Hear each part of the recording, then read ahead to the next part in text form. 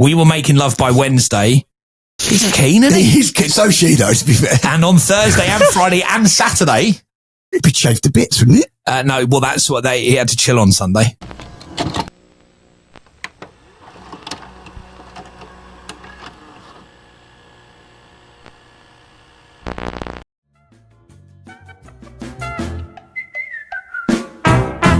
It's the A to Z of men. Hope you're doing okay. It's the letter L? L. For loser. They wouldn't go that low, would they? Do you reckon? Or love. Love. Or lick. Do you think I don't think their minds work in the same way as our minds, as we've discussed previously. No, I don't think they do, no. On the A to Z of men. I reckon it's going to be love. Last week's episode was good. Yeah, Karen and Kerry. Yeah, it was good. Karen heard it yesterday. And she said to me, I've just listened to the episode. You're just about to say the 3 things you like about me. And I was like, oh, cool. Excellent. Don't listen. Once I finished saying that, just stop. I started listening to it the other day, and I've got a little bit way through, and it's good. It's quite mushy. It is a bit mushy. Yeah, but it was going to be, weren't it? Yeah, we got quite a lot of love for it, which is good. Yeah. And we'll probably read some of those out on Thursday's episode when we do correspondence of the week and all that stuff. So how was your week this week? Very good. Yeah. Productive. Going to Australia. I know. Yes. 5 are landing in Australia again. I mean, you did Australia recently. Obviously, back in the day, you're massive in Australia. And I saw the billboards up in Melbourne. Yeah. Some in Melbourne. There's a few bits. So basically it was announced on Friday. We are going back to Australia the first time in 25 years. Wow. Well, it's probably more than 25 years actually that we've been performing as a 5-piece in Australia. Arenas, which is incredible. Yeah. And we've announced it weirdly before we've even done the UK. But yeah, it's next May, so 2026. We will be touring Australia and New Zealand. So I'd imagine we'll have some A to Z of Men episodes where you're actually on the other side of the world. Yes, we will. It truly will be a global podcast. Yes. Not a global podcast, but a global as in the world, not the company. Yes. Okay, that's cool. I did my little gig last week. That was fun in Colchester. Yeah, it was more than a little gig, mate. There was lots of people I was supporting Scouting for Girls and Busted. It was amazing. Yeah, really enjoyed that. And even you were there, weren't you, Joe? You were there on the Saturday with your own little DJ set. Yes. And there Craig David, which is a little bit weird. Yeah. Oh, you were supporting Craig David and Wes Nelson. Amazing. Yeah, I mean, Scott, it's probably not new to you because you get this like whenever you go places, but like to have a dressing room was very strange. I see you put a picture of the door with Joe Kinch on it, and I remember the first time I had my name on a dressing room or Five's name on a dressing room. It is a moment. Yeah, cool. You're important enough to someone to stick your name to a door. On a door. That's big news. I thought they were like, here's your food and stuff and your drink. And I went on Friday and I took Sam, and Karen wanted to come anyway. She's a big Busted fan. And so I took Sam and I took Karen, and Sam, because Sam's at an age now, he's 17. So to him, this was really cool. Yeah. But he was never going to show that. No, of course he was never going to be like, oh my God, Dad, this is incredible. So from the moment driving in, where you drive in where the road's closed and you say, and he's like, oh, the road's closed. He's like, oh, the road's closed. So we're never going to get down there. And I'm like, well, we will, because we need to park. Yeah, we're allowed. Because I've got equipment and I'm not walking it through Colchester. So we went through and I said to the lady, oh, we're blah, blah. And she went, yeah, come through, and opened all the roads, and we drove through. And he's in the back of the car, and he just wants to go, oh my God, Dad, this is so cool. But he's just he can't.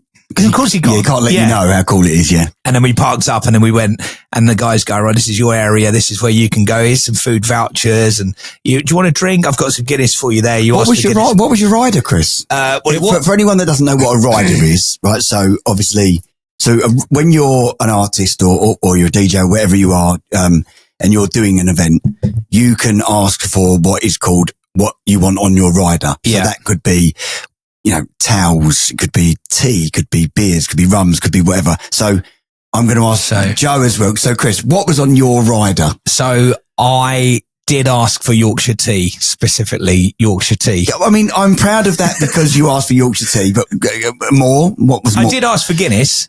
Okay. Nitro Surge Guinness or just Guinness? No, just normal Guinness. But in the end, I decided, because I hadn't done a set for so long, I actually wanted to soak the whole thing up. So I literally didn't drink at all. So actually, when I finished my set, I just played in front of 10,000 people. I went to the back of the stage and I went, "Could I get a Yorkshire tea, please, mate?" I thought you was going to say after your set, you indulged in a couple of Guinness. No, I just Yorkshire tea. "I could grab a Yorkshire tea, please, mate." He went, "Do you want sugar in that?" I went, "Yeah, go on." Woo! Chuck a tea. Push the boat out. What about you, Joe? What was your rider? Take a guess. What do you think? It was tea, wasn't it? No, there was already Yorkshire tea there, which was great. I'd left loads Friday night. They bought a box load in for me. There was so much Yorkshire tea. What are the two things I love in the world the most, Scott? Oh, I can't say that on a podcast, can I? I was going to say, yes. Was there a fridge of cock? Penis. And, there's that I love something else more than I love cock. Really? Yeah. Red Bull. No. Is it alcoholic? No. Coke. Oh, close. Pepsi Max. Pepsi Max, of course, because every time we stop at a petrol station, you get me to give you a bottle. Pepsi Max. And what else? What's the thing that you don't eat, Scott, that I love the most? Cock. That is cock. I don't eat cock. And I eat it in front of you and everything. Crisps. Monster Munch. Monster Munch. Pickled onion Monster Munch. Pickled onion Monster Munch. Please tell me that on your right. No, Joe. Listen. I've got to educate you guys. When you do a gig, you're a rock star for the day, right? Yeah. And You've got to, have your tea. You're telling me that Bon Jovi, let's go Ozzy Osbourne before he sadly passed away. You're telling me on Ozzy Osbourne's rider, there wasn't Yorkshire tea, Monster Munch and Diet Pepsi? Absolutely not. No. Because, I mean, listen, I'm not that rock and roll. I get some beers and get some rums and, there will be tea there because obviously you do want to protect your voice as well. So it's not all about the drinking, but certainly after the show, you might have a couple before show, but you want to do a professional job. And then after it, that wind down, you need a few drinks. Now, I remember once, and this sounds like a lie, it's a true story. You want to see how far you can push that rider. So I remember being somewhere that wasn't Belgium. I think I was in Germany, for example, and I asked for 24 cans of Stella, but they had to be gold top. They had to be from brewed in Belgium. And turned up, they were there. And you want to see how far you can push it. I mean, you've heard the stories of people going, "I only want yellow M&Ms or whatever." But there is someone there that will go, "He's asked for this." And you want to see how far you can push that shit. I got the impression when they asked me what I wanted that I could have literally said anything. No, 100%. If you would have said, "I want 3 bottles of premium rum, I want Stella Unfiltered," whatever it was that you said, you would have got. I'll get used to it. I will get used to it. Maybe ask for a selection of teas. Yeah. But you're making it out like I didn't really want Pepsi Max and pickled I know, and that is literally my drink. I would have been a waste to get 3 bottles of rum, although I could have brought it home with me. I think what he's trying to say is if they can get your rider at the local BP garage on the way, you've not got a good rider. You've not got a good rider. If it's BP buyable, it's not a good rider. It's not good. No. Okay, we are on the A to Z of Men. If you're new to the podcast, it's basically an in-depth look into how the man's brain works. And on previous series, we've come up with the words ourselves, one each, and we've kind of battled those words together to see which one ultimately goes into the A to Z. See who wins. Yeah. But this time, on this series, season 4, Karen and Kerry. How have we got to season 4, it's crazy. By the way? It is crazy. Karen and Kerry have chosen the words. They're our wives. So we don't know what the words are that we're going to discuss. I've got a clue. We're just going to find out in a minute with Joe. A little note with Joe. Joe's contagious. Let's just say that. Yeah, he's a little bit poorly. He's a poorly little bunny. And, he's not coming to the studio today. I didn't want to risk giving you it, so. With, or the virus. But with modern technology, he's through the airwaves. And that was easy to set up, wasn't it? Really? I mean, I wasn't stressed. I was it was like switching a switch, wasn't it? Yeah. It was like switching a switch. You wasn't going, "What pole do I put it in, Joe?" At all. I didn't have Joe on a very weak signal on my mobile phone while I was shouting, "I can't see the camera." Yeah, exactly. Exactly that. If our mics sound a little bit different today, we are working on the mics, but the problem is because Joe's normally sitting in the mic room. Yeah. adjusting things as we go. It's Joe's fault. So if the mics don't sound quite as they normally do or a little bit echoey, it's purely just a one-off, but we wanted to get the podcast out. So Joe, will you be on camera, Joe? I can actually be on camera this time, yeah, when I'm talking. Hi, camera.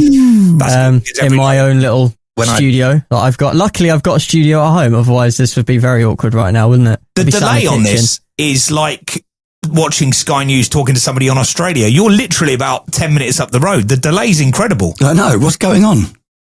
I don't know. Okay. Right. A to Z of Men for the letter L. We'll find out what that's going to be next. Welcome back, A to Z of Men for the letter L. And normally Joe would come in now with a piece of paper and tell us what that word is going to be, and then we'd read it out for the first time. As Joe isn't with us, and we can't be trusted with the information, because the idea was I was going to get that letter yesterday, but I wasn't allowed to look at it, and I was like, that's not going to happen, is it? Because I'm going to look at it straight away and text Scott and go, we're talking about lick. Yeah.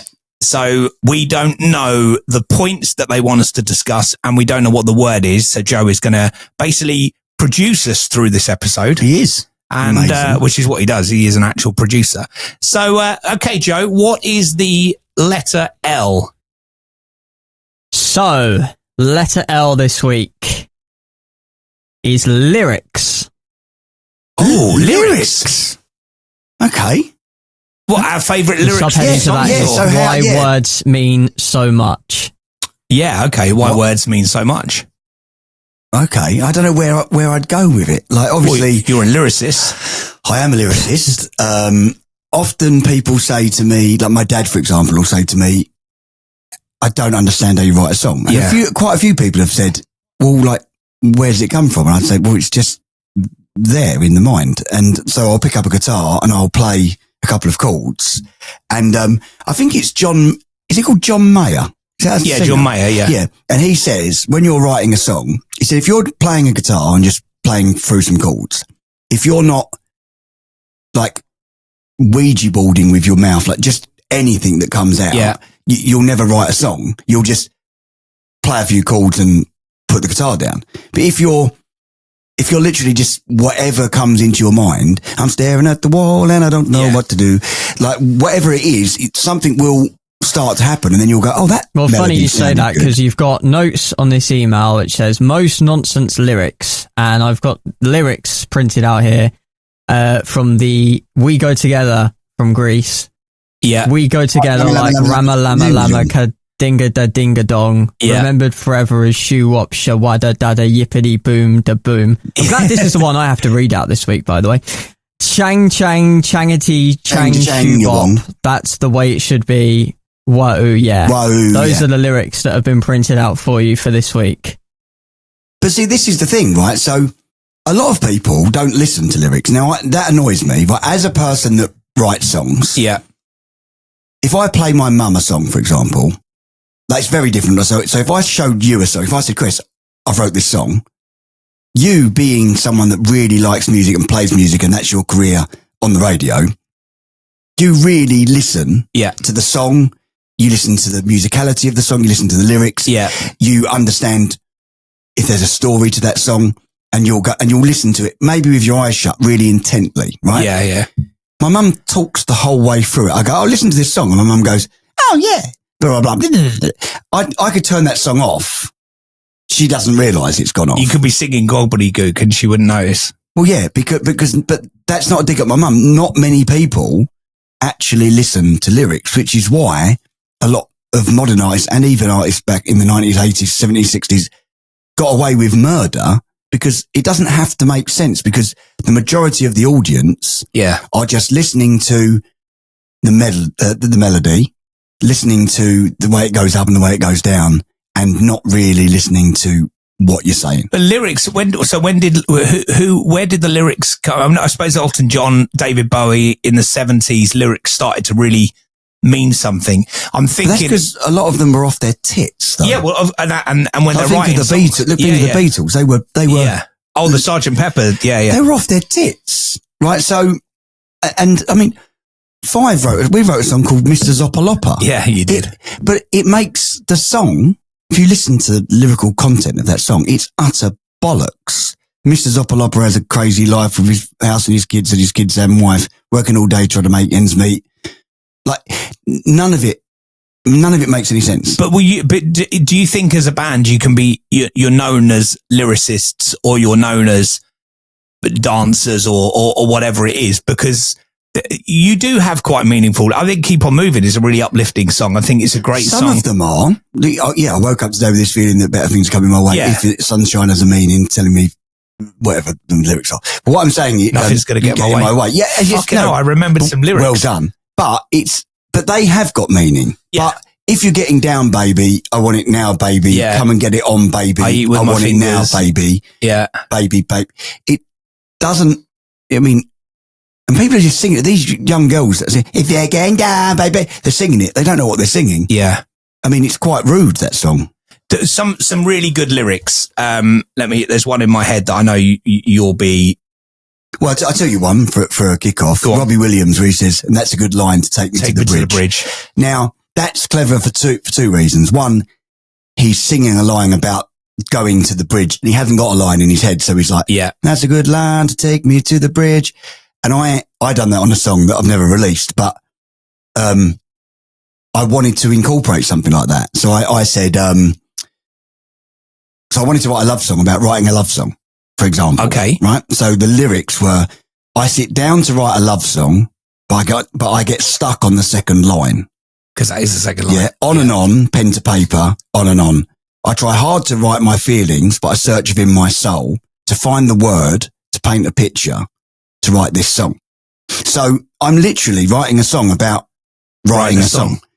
That's really clever. Yeah. I've never released it because I never quite finished it.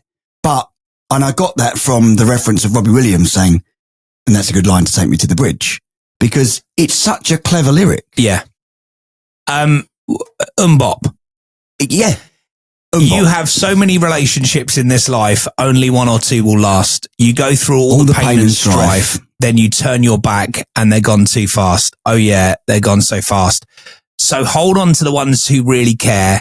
In this end, they'll be the only ones there. They'll be the only ones there. And when you get old and start losing your hair, can you tell me who will still care? They are incredible lyrics. But when that was released in 1998 or around that sort of time, people were just going, oh, this song's, and no one appreciated the words. They just thought it was a little ditty, right? I thought, I didn't really appreciate the words back then. And it was only a recent TikTok craze where people were sitting down listening to the Bop song and the words were coming up on the screen and people going, shit. Well, because really but the reason lyrics. Why is because if you listen to the original recording, he's like, he's very, he's quite young and he hasn't found his pitch, his tonality. And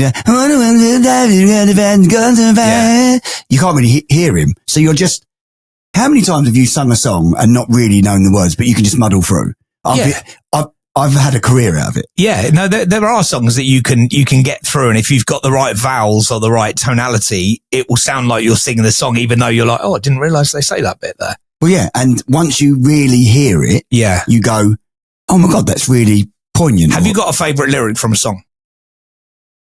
Have I got a favourite lyric from a song?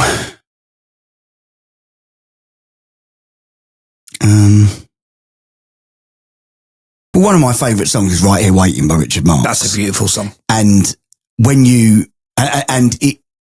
I used to be away in the first, time in 5, and I remember being in Australia, I'd sit there and I'd really be missing home. I'd really miss Kerry. Yeah. And it was poignant then because we were oceans apart. So oceans apart day after day, and I slowly go insane. Like, that meant so much to me at the time because I was, day by day, I was missing her more and more and more.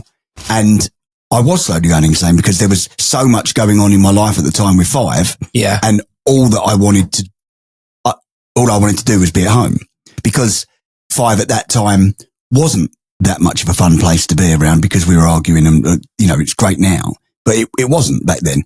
And I used to listen to that song on repeat and go, oh my God, this is about my life. It wasn't, but when something just right at the right time, you're feeling those exact emotions. It's when they come out at the right time. There was a song, when I was about 17, 18, and I went through sort of my first bout of depression, anxiety. It was probably more depression then, which thankfully, touch wood, I don't get now. But I remember at 17, quite a dark place.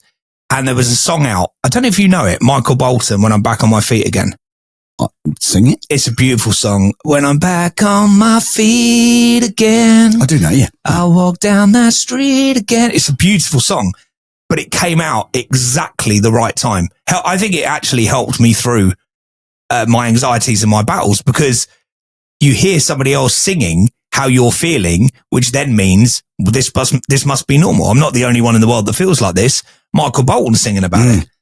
And I heard that song recently for the first time in about 2 years. I was listening to Magic Soul or a radio station like that, and it came on. Yeah. And instantly my brain, because your brain, it's a trigger, isn't it? It's like, shit, I remember this song.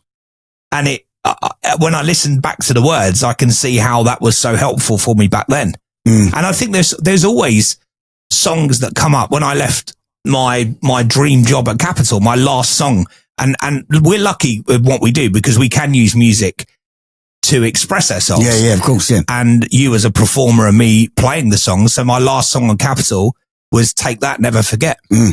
Because there was somebody coming in to take my job that was younger than me, who had his whole dreams in front of him. And the song says, remember that one day this will be somebody else's dream. So enjoy it while you've got it, but don't forget, this will be somebody else's dream in the future. And that song meant loads to me because I was like, I'm gutted that it's over for me, but I've had 10 years. I've loved it. Yeah. And actually the guy that's taken over from me, it's got all that to come. That's amazing. But I do wish people would listen. And a lot of people do. I'm probably doing a bit of an injustice on people that go, no, hang on, I listen to lyrics. Yeah. But not enough people do. And I think if you really listened to a song and listened to what the artist was trying to say, I mean, there's a new Blink-182 song. It's relatively new. Yeah. And they're talking about getting back together and the breakup and what they went through. They stopped talking as a band. It's such a poignant song, but if you just listen to it as this is a nice song. Oh, it's Blink-182, they're cool. But if you actually listen to what they're saying, they're talking about this whole breakup and this amazing journey they've been on apart. And then now they're back at being brothers again.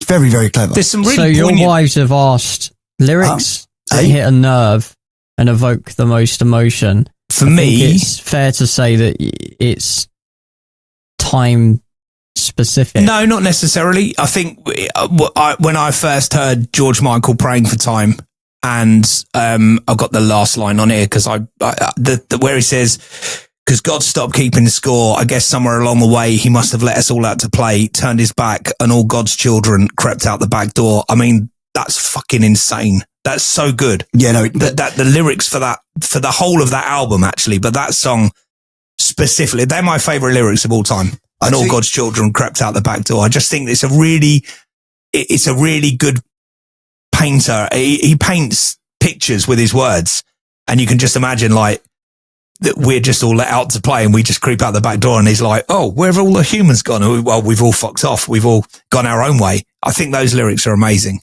I've got some lyrics here when you actually think about what this guy went through and 1 minute, it's right. So you've got, Linkin Park and obviously Chester who took his own life or wherever you say that now, unalived himself or whatever you meant to say. People didn't realise that in his lyrics, he was crying out for help. But because mainstream don't listen to words on the song Heavy, he says, I don't like my mind right now, stacking up problems that are so unnecessary. Wish that I could slow things down. I want to let go, but there's comfort in the panic. I drive myself crazy thinking about things that aren't about me. I drive myself crazy because I can't escape the gravity. He's basically, and then the chorus, holding on. Why is everything so heavy? He's talking about taking his own life, and then he does. If people could actually listen to what he was saying, and there's other, if you listen to Linkin Park songs, all of them, is Chester going, and even in interviews, he's like, my mind's a really dangerous place when I'm on my own. I need to be around my brothers. I need to be around my people. And I think that was him saying through his music. Yeah. Him saying like, I'm struggling here. On my way to see my friends who lived a couple of blocks from me. So somebody obviously living in New York, I would have thought. Blocks. Yeah, blocks. Yeah. As I walked through the subway. Yeah, subway. It's definitely New York. Yeah. It must have been about 3:15. 3:15. In front of me stood a beautiful honey. Definitely American. With a beautiful body. She asked me for a time. I said it will cost her name. It's expensive, isn't it? Got the time, mate? What's your name? Pardon? What's your name? I'll give you the time. I just want the time, mate. What's your name? Was there other rules or? Hang on. You already knew it was 3:15. No, he must have been around quarter. He didn't know. Oh, okay. He thinks it was around 3:15.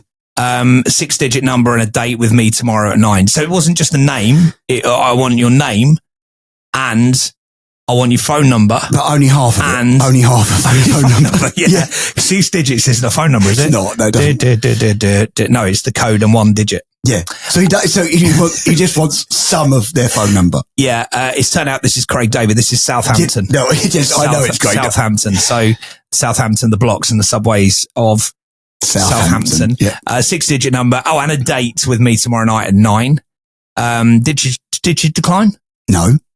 Did she mind? Don't think so. Was it for real? Damn sure. What was the deal? This pretty girl was 24. So was she keen? She couldn't wait. This is awful. Cinnamon Queen? Let me update. What did she say? She said, I'd love to. She'd love to rendezvous. She asked me what we were going to do. I said, start with a bottle of Moe for 2. You can't share a bottle of Moe. You need 2 bowls. Maybe 2 straws. Yeah. No, don't drink it from a straw. Doesn't it sound really bad when you put song lyrics out? When you read them like that. Apply logic to them. Of course it does. Took her for Monday, took her for a drink on Tuesday. We were making love by Wednesday. He's keen, isn't he? He's keen. So she though, to be fair. And on Thursday and Friday and Saturday. It'd be shaved to bits, wouldn't it? No, well, that's what he had to chill on Sunday. He had to play Colchester. He had to play Colchester with Joe on Sunday. Met this girl on Monday, took her for a drink Tuesday. Now was the time, because I'll be getting mine. She was looking fine. So we just got time, rhyme and fine, just rhyming that. Perfect. Beautifully done. Smooth talker. She told me she'd love to unfold me all night long. Is that a penis thing? Yeah. Massive penis. It's Craig David. I love the way she kicked it from the front to the back. She flipped it. Yeah, it's a penis thing. And she kicked it. Ooh. Harsh. Yeah. I'm not a man to play around, baby, because a one night stand isn't really fair. You weren't a one night stand. You checked on Wednesday, Thursday and Friday. It's like a week long thing going on there. From the first impression, girl, you don't seem to be like that. Not a question. I would question. You've got a question. I'd question it from him and her. Yeah. I think. Oh, it's not just her. I'm not blaming her. Oh, no, he's the instigator. He's quite persistent. She just wants the time. And like, she's got Craig David for 7 days. He's got a big hit out of it, to be fair. So there are interesting lyrics out there as well. But the reason I brought that song up, and we take the piss, it's a great song. Lyrically, it's a story. Yeah. And you follow that story all the way through the song. And he does it with the parents at the barbecue. The key, what was it? What's that other song he does? Your parents are away. Dressed in white. Yeah, that song is a story as well. Yeah. Eminem Stan. I remember being on a radio station once where the DJ cut off the last verse of Stan. I was like, what are you doing? Oh, we're late for the news. I was like, that's like that's a story. Yeah, you can't. Now it just sounds like Stan's absolutely fine. Everything's good. And here's the news. Yeah, it's you've got to play that song to the end. In its entirety. Yeah. You can't talk over the end of that song. But then you talk about songs and lyrics that have had completely different stories through the years. Yeah. Phil Collins, In the Air Tonight. Yeah. So even Stan, that's what made me think of it. The story that Eminem tells about Phil Collins, In the Air Tonight, in Stan, is that he was at a show and he'd seen someone pass away. It's got nothing to do with anything. Phil Collins has confirmed that song is about nothing. It's literally him, pen to paper, writing a song. It's loosely about his partner and what he's going through at the time. It's got nothing to do with an actual person that you see drowning at all. But if you Google it, you'll see 5 different stories of what that song's about. Yeah. And it's only that Phil Collins has recently come out and gone, it's not. Do you think with a song like that, people love that song for the lyrics or the... No, the lyrics are incredible. I mean, the whole song is incredible. But that's a song that it's very hard not to listen to the lyrics. Yeah. Another song that's really, really hard not to listen to the lyrics is Take That, Back for Good. Yes. It's, in my opinion, one of the best pop songs written. It's so good. I guess now it's time. We should give up. Yeah. Feel it's time. But like, if you listen to it, it is a story. But I think Gary Barlow would say it's not about a real person. Like when I've wrote songs like love songs, some of them will be loosely about Kerry, but others will just be words on a paper that rhyme. Do you, when you go through something or you see somebody go through something, I only said this because I remember you wrote a song when me and Karen lost Bobby and you started writing something because that was how your brain processed situations. Well, yeah, some people just think, some people write a poem, some people, and I often quite like writing poems as well. But I will, yeah, that's how I express myself. I'll write a song. Some of these songs never get finished. Yeah. I mean, I remember when I say I wrote this song, I've never written it down ever. But when my first son was born, when Brennan was born, my first child, 24 and a half years ago, on the way home from the hospital, which is about, how far's the hospital from my house? Minutes, 5-10 minutes? 5 minutes. I'd wrote a song that I've never written down, that's just in my head always, that I know now. And it's just about the feelings I had from the moment he was born to the time. And I've never wrote any more of it. Yeah. I've just got this 5 minutes of the song that I wrote from the hospital to home. And I don't need to write any more of it because it's perfectly balanced for exactly how I was feeling at that time. Yeah. And I wrote, that's how I get my feelings out. That's how I express myself. Do you remember we're talking about giving birth and babies? Is it Creed? Arms Wide Open. Oh, yeah. I mean, that's another song that if you listen to it on a normal Tuesday, it wouldn't mean anything. If you listen to it when you find out your partner's pregnant, it's a life-changing thing. I just heard the news today. It seems my life is going to change. Yeah. Yeah. What a song that is. It's such a good song. Joe, are we covering all the things that they want us to cover? So they want to know any songs that take you straight back to a place in time, like your first dance. Yep. Well, yeah, if I hear the Lighthouse Family, Lost in Space, I'll always go back to my wedding day because that was our first dance. Always that song, and I don't really ever hear that song. It doesn't get played on the radio, and it'll come up on my playlist every now and again, and it'll take me back to when we got married. It'd take me back to 2001, and I'm like, oh my god, because that song is a beautiful song. So our wedding song, it's not a song that I listen to all of the time. It's not so, but it was just perfect for then. It was Can You Feel the Love Tonight, Elton John. And I've got it tattooed. Wrong arm. I've got it tattooed here. Yeah. And it's just in the flower. Yeah. But so that song immediately takes me back there. And then I sang, which is a beautiful song. I sang, Now and Forever by Richard Marx. Gorgeous tune. And that one is just, that says everything that I've ever wanted to say to Kerry. Does Glenn Medeiros,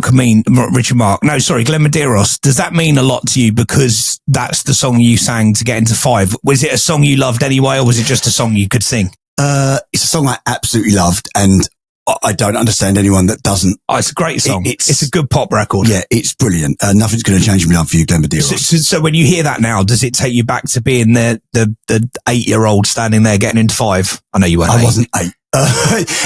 That song means everything to me because it's the song that I sang to get into 5. So that's for me, that's the song that done it all for me. I think the big ones for me would be Michael Bolton and I'm Back on My Feet Again because of how traumatic or what I was going through at the time and how uplifting that was. I went through a fairly bad breakup when George Michael released Freedom.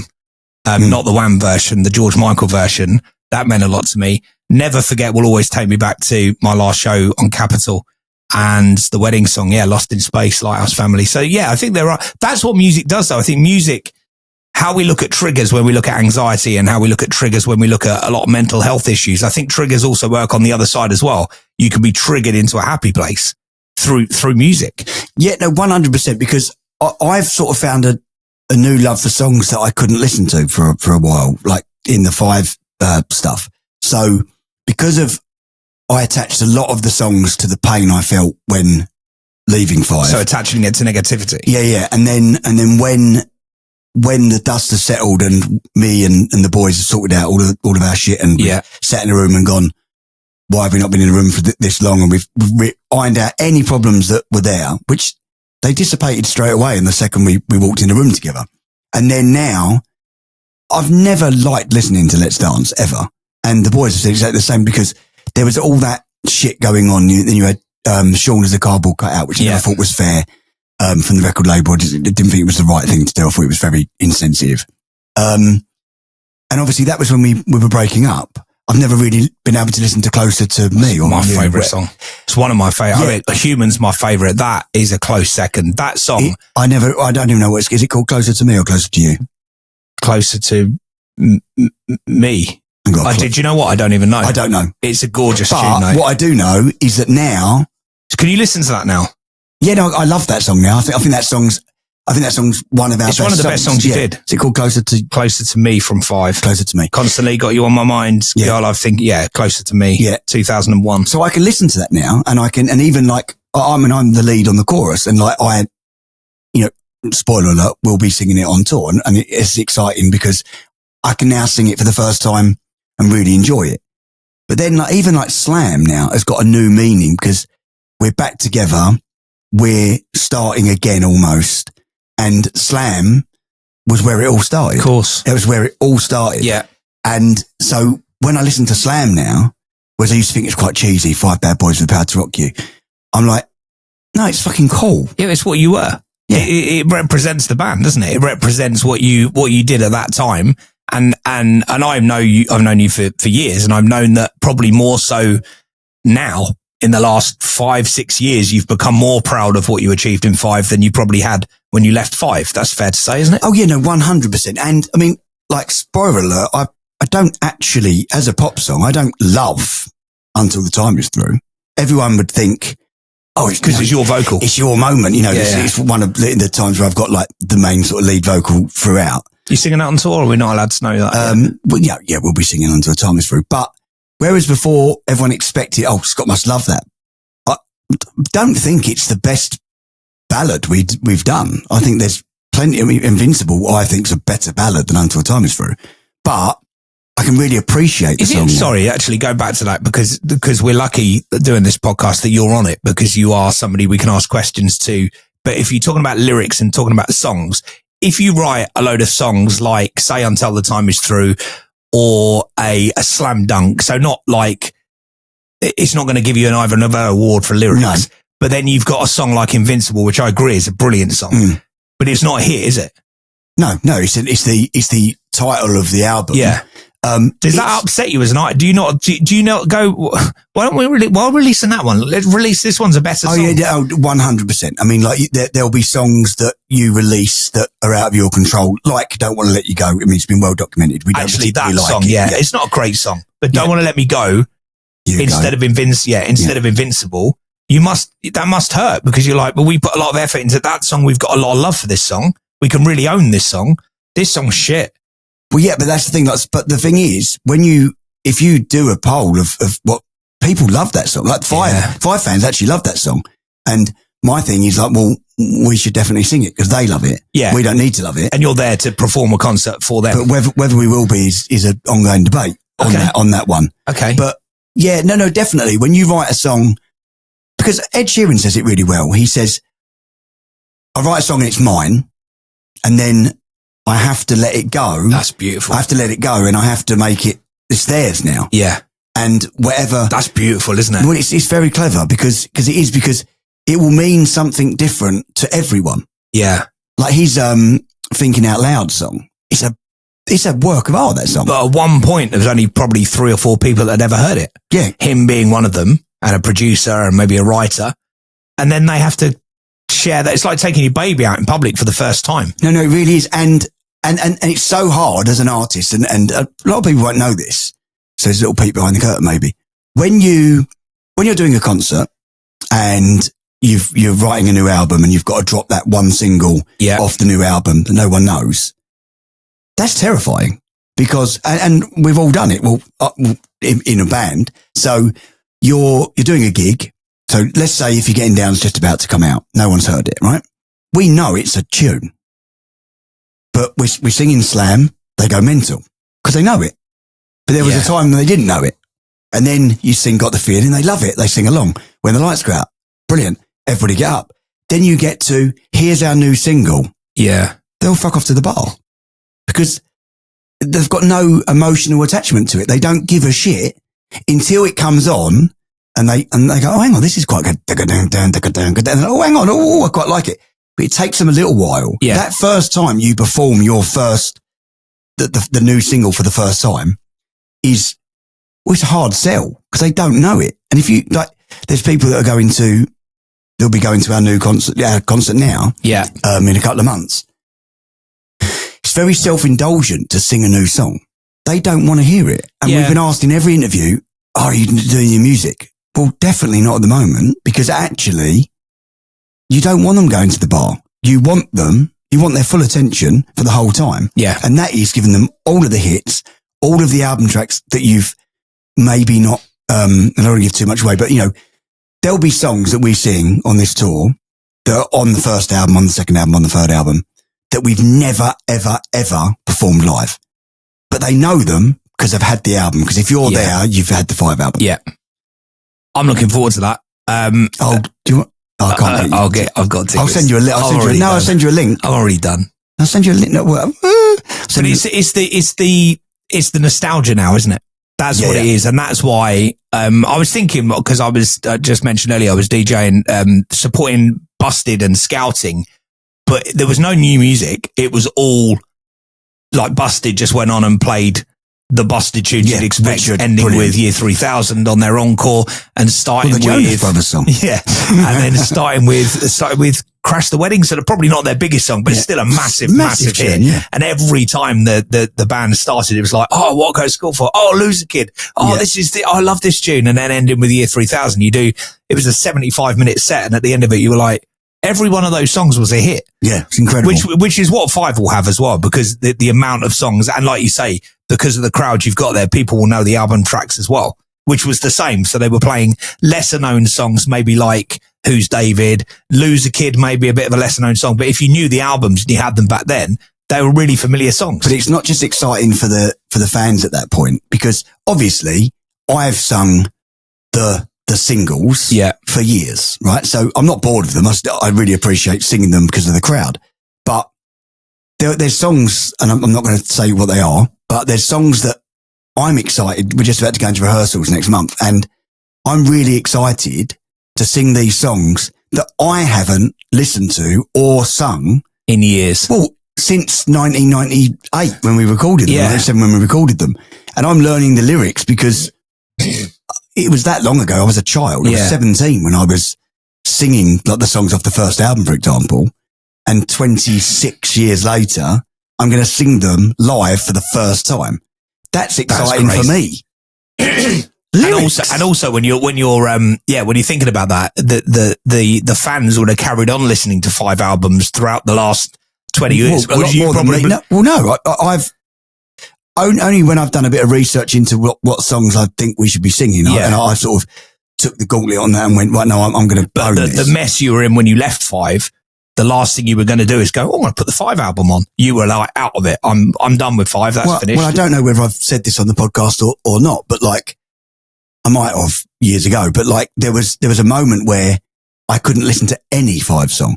I wanted to detach myself. I was almost angry that I was a member of 5, and that sounds mental now to think, but I wasn't. I was doing gigs, and still doing big gigs and getting paid like a nice bit of money. But I'm getting gigs booked in because I'm Scott from Five. Yeah. But I didn't want to be Scott from Five. I wanted to be Scott Robinson. So they're booking me off the Five name, and then I'm not singing a Five song. The promoters that are paying me quite a lot of money to do these shows are probably going, where's the big songs? Where's if you're getting down? That's what they want to hear. Yeah. But my arrogance at the time, and I don't think I'm an arrogant person, but my arrogance at the time was, no, I want to be a singer in my own right. I think you did mention this. Was it Kerry that said to you, mate, knock in some Five songs? Yeah, but she kept on saying it, and I kept on going, they don't want to hear that. I want to sing The Fray. I want to sing Sex on Fire. I want to sing Kings of Leon. I want to sing all these really cool songs. I didn't realise I was shunning these amazing songs that I was a big part of performing. And then there was one day she just kept on saying it, and she'd come to every gig to support me. And I said, I'll do one. I'd keep on moving in. Yeah, obviously. And they went fucking mental. And I do mean mental. Because it's you. Yeah. And it's what you're known for. And I remember, and then I got Abs involved, and we started doing more Five songs. And then eventually we're doing a full Five set. And we're like going on, and like there's artists that are out at the time that are meant to be going on after us that are like, oh, fucking hell, we don't want to. Yeah. Because then we've started to realise, hang on, why am I ashamed of these amazing songs? And Robbie Williams says exactly the same. Until you can finally go, no, these songs are really cool and people love them. It happens a lot, doesn't it, in bands? Because Robbie was the person that come to mind about somebody that was in the band but didn't want to be in the band. Now, actually, Charlie Busted. He was somebody that wanted to be in he thought it was shit, didn't he? Yeah, he wanted to be in a cooler rock band. Yeah. And he went and done it. He left, and Matt and James, nothing wrong with those two individually, but I don't think they could have, you needed Charlie in that band. Yeah. So they couldn't really carry on in their own. So they were just sort of left going, what the fuck?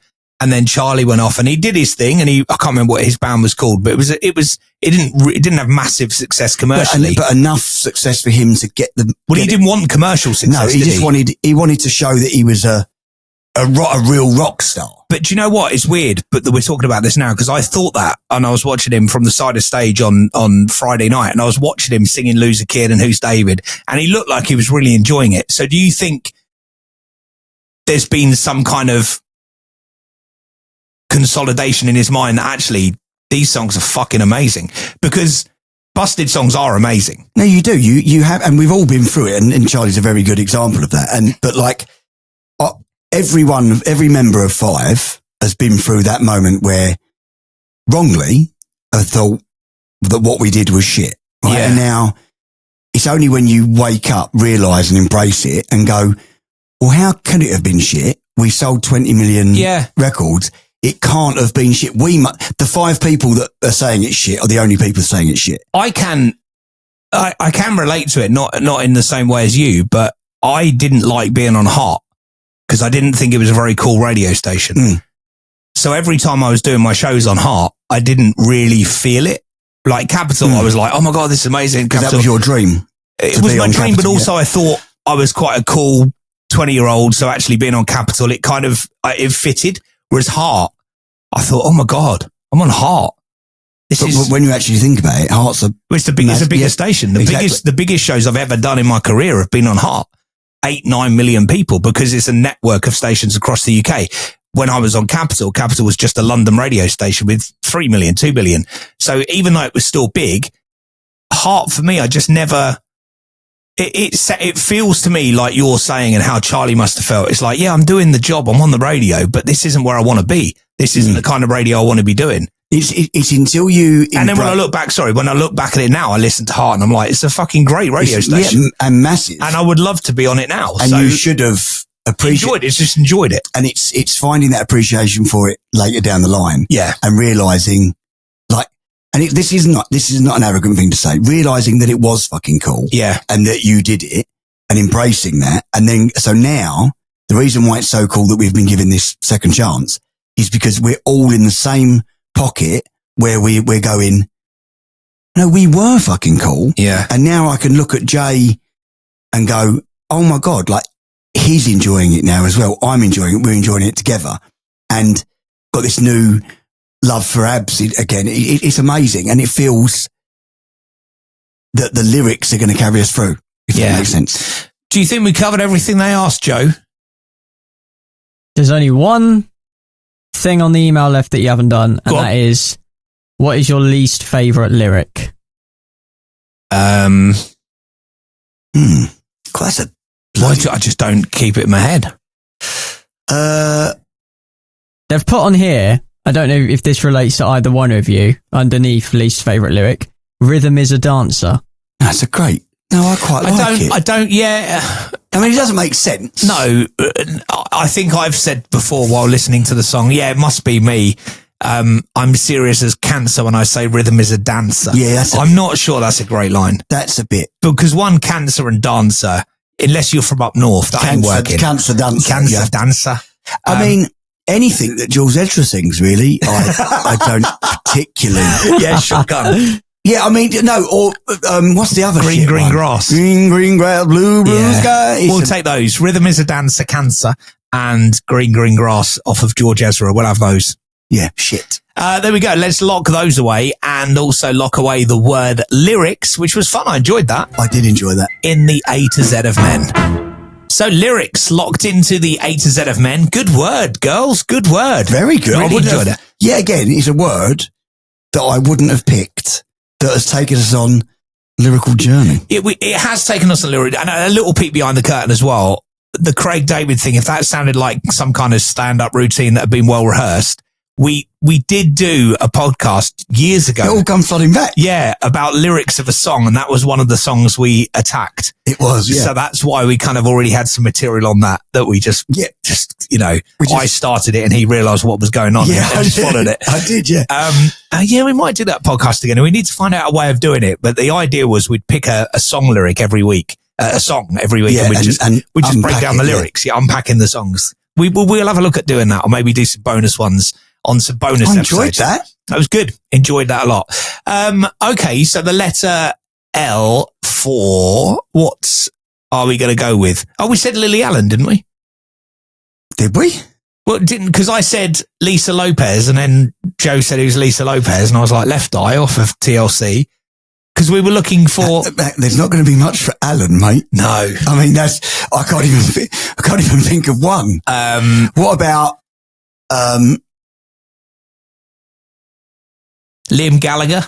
No. What about Lily Savage? Leanne Rimes? Lily Savage. What? Say, Leanne Rimes? Oh, that's hard, isn't it? No, it's not. It's okay. Yeah, it's fine. I mean, not as hard as Alan, that's for sure. Yeah, no, we'll do that. Leanne Rimes.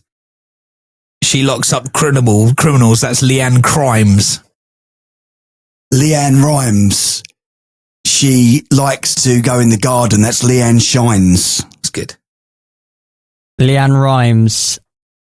She needs to get paid up. That's Leanne Fines.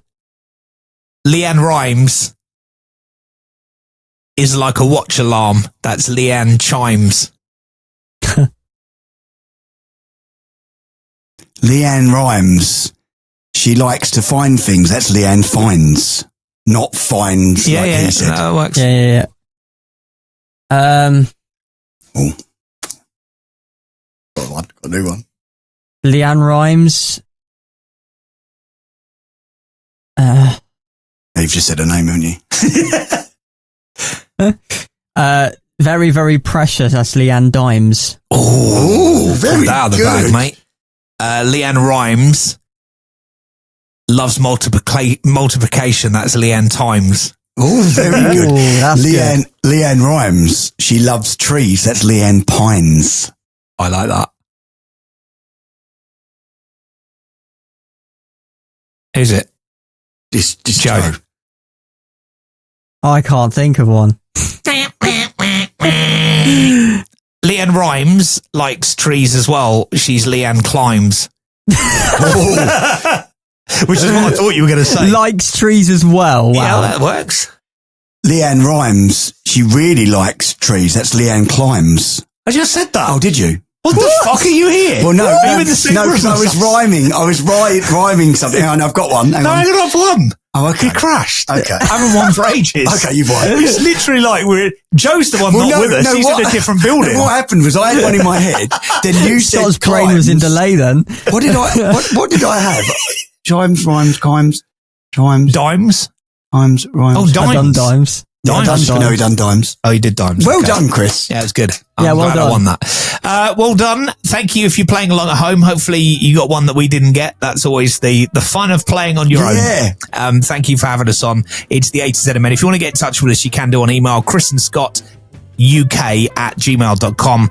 And save that, then you done really well there because you forgot it halfway through. Chris and Scott UK@gmail.com. And on the socials and YouTube, obviously, with a new episode. This episode dropping tomorrow on YouTube on the Tuesday is A to Z of Men Pod. You can find us on there. Listen, have a great week, guys. We'll see you soon.